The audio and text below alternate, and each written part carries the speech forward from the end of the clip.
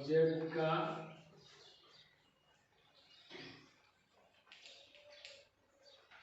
Passive में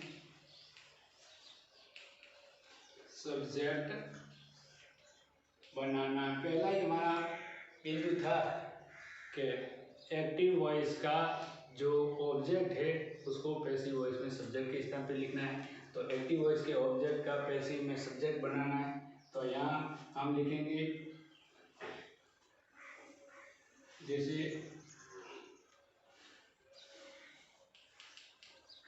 active का object, ठीक है, पैसिव में जो सब्जेक्ट हो जाता है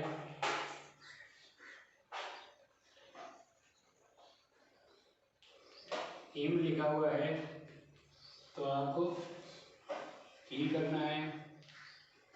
हर लिखा हुआ है तो आपको सी करना है।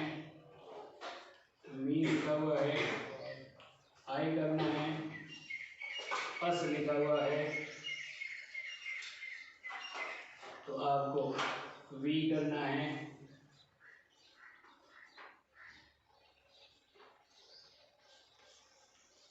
डैम लिखा हुआ है तो आपको डे बनाना है। यू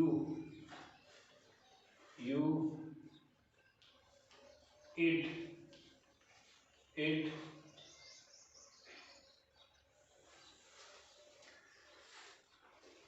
और किसी का नाम है तो उसको तो केवल नाम ही रखना है। Point number 1। एक्टिव वॉइस में अगर ऑब्जेक्ट ही में तो पैसिव वॉइस में उसका सब्जेक्ट बनाओ ही। हर है तो उसका बनाओ सी। मी है तो बनाइए आई। अस है तो बनाइए वी। डेम है तो बनाइए दे। यू है तो बनाइए यू। इट है तो बनाइए इट। और नाम है तो उसको नाम का नाम ही रखना है। ये होता है एक्टिव से पैसिव वॉइस बनाने का नियम। अच्छा में और number 2,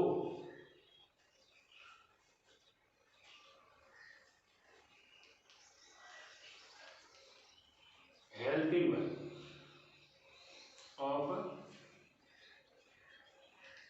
passive voice. Helping verb of passive voice. तो पैसिव वॉइस की क्या हेल्पिंग वर्ब होगी तो वो तो हमें जो एक्टिव, हम वाक्य को तो एक्टिव से पैसिव बना रहे हैं। तो जो active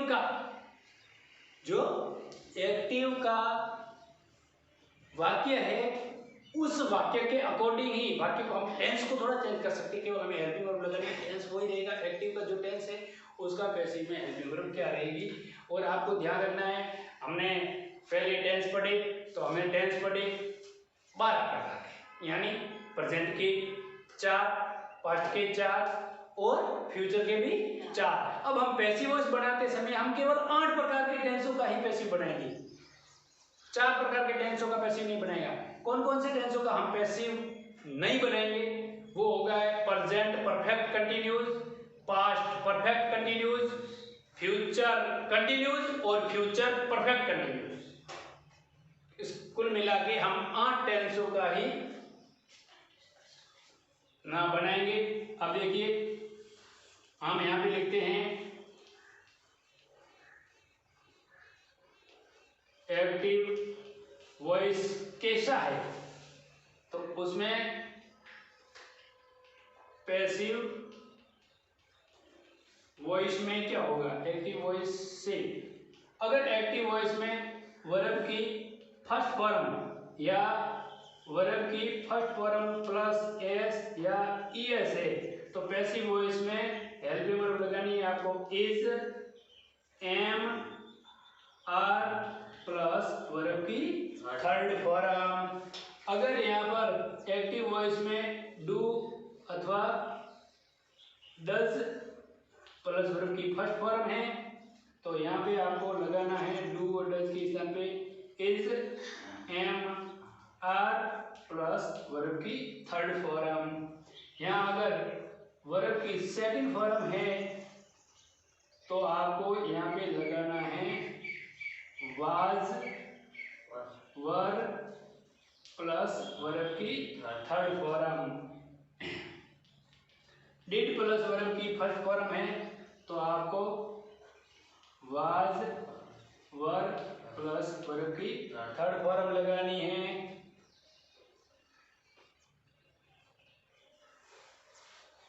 is am are plus verb में आईएनजी है तो आपको इज एम आर को तो रखना ही है।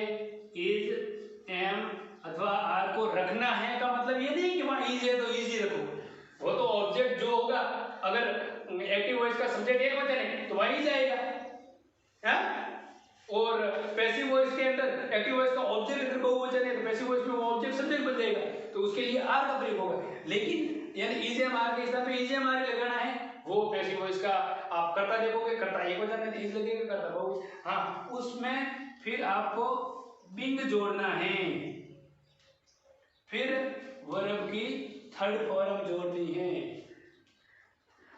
वाज वर वाला भी वही रहेगा कि वाज और वर है, वाज वर प्लस वर्ब में आईएनजी है तो आपको वाज वर प्लस इसमें भी बिंग जोड़ना है और वर्ब की थर्ड फॉर्म लिखनी है।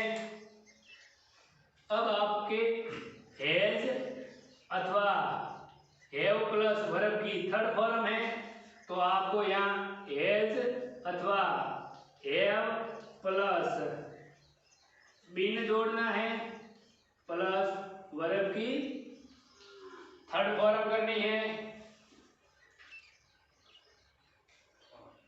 क्या हो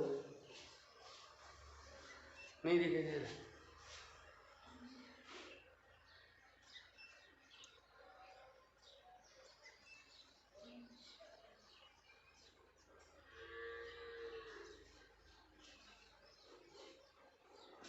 आगे समझ में? हाँ इसको आप लिखो कि वर्ब की फर्स्ट फॉर्म या वर्ब की फर्स्ट फॉर्म के साथ में ऐसे ये से कहने का मतलब है वो सिंपल प्रेजेंट टेंस का वाक्य है, सिंपल प्रेजेंट टेंस का वाक्य है तो पैसिव वॉइस बनाते समय सिंपल प्रेजेंट टेंस का वाक्य है तो उसका पैसिव वॉइस बनाते समय उसमें हेल्पिंग वर्ब लगानी है आपको इज एम अथवा आर। वर्ब की थर्ड फॉर्म आपको पहले ही बता दिया गया, डू डज मैंने वो बता दिया, सिंपल प्रेजेंट टेंस का है ये तो is am are plus verb की थर्ड फॉर्म। अगर सेकंड फॉर्म है वर्ब की एक्टिव वॉइस में यानी एक्टिव वॉइस पास्ट सिंपल का है तो आप is am are was verb लगाइए प्लस वर्ब की थर्ड फॉर्म लगाइए।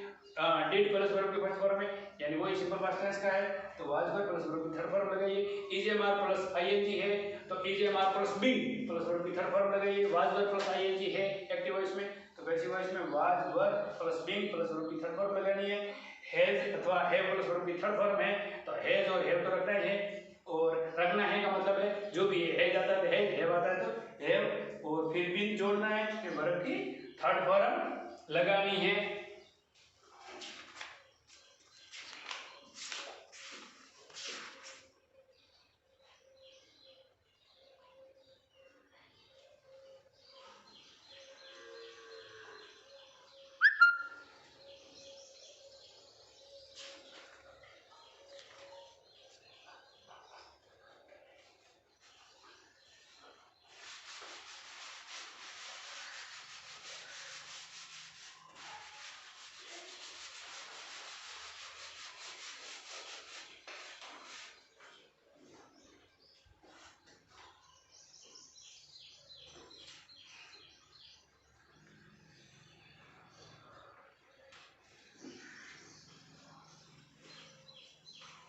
एड प्लस वर्ब की थर्ड फॉर्म है तो आपको एड बिन प्लस वर्ब की थर्ड फॉर्म लगानी है।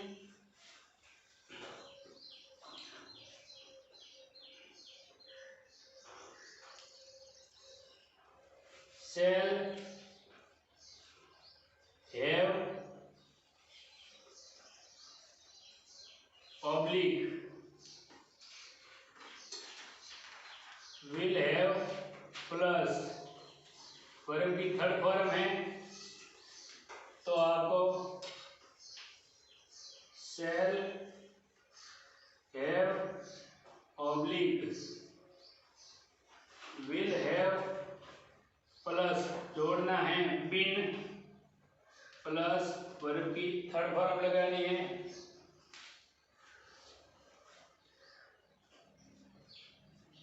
shall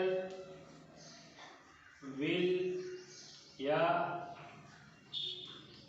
कोई मॉडल है प्लस वर्ब की फर्स्ट फॉर्म आपको मालूम है मॉडल के साथ वर्ब की फर्स्ट फॉर्म आती है वर्ब की फर्स्ट फॉर्म है तो आपको shall oblique will oblique modal plus be जोड़ना है प्लस वर्ब की थर्ड फॉर्म का प्रयोग करना है। ये थे टेंस किस प्रकार से कौन से टेंस का वाक्य है एक्टिव वॉइस में तो पैसिव वॉइस में किस टेंस में उसको परिवर्तन करेंगे। आपको अच्छी तरह से समझ में आ गया होगा एक्टिव वॉइस और पैसिव वॉइस।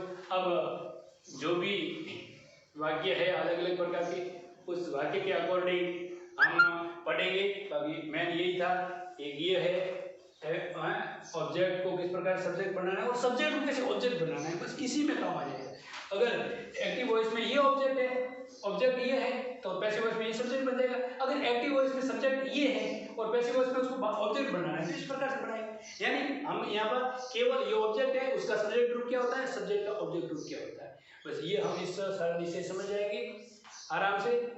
अब हम अलग अलग टेंसों के अलग अलग वाक्य लेंगे। हालांकि हर टेंस का वाक्य पढ़ना जरूरी नहीं है क्योंकि अब हम प्रेजेंट सिंपल प्रेजेंट का भी पढ़ेंगे पास्ट प्रेजेंट का भी मतलब पढ़ेंगे तो हमें मतलब खूब लंबा चौड़ा हो जाएगा। हमें देखना है कि किस प्रकार प्रयोग करना है। अब हम केवल एक तो अफर्मेटिव पढ़ेंगे उस प्रकार से नेगेटिव भी पढ़ेंगे कैसे बनाना है इंट्रोगेटिव भी पढ़ेंगे कैसे बनाना है इंपेरेटिव भी पढ़ेंगे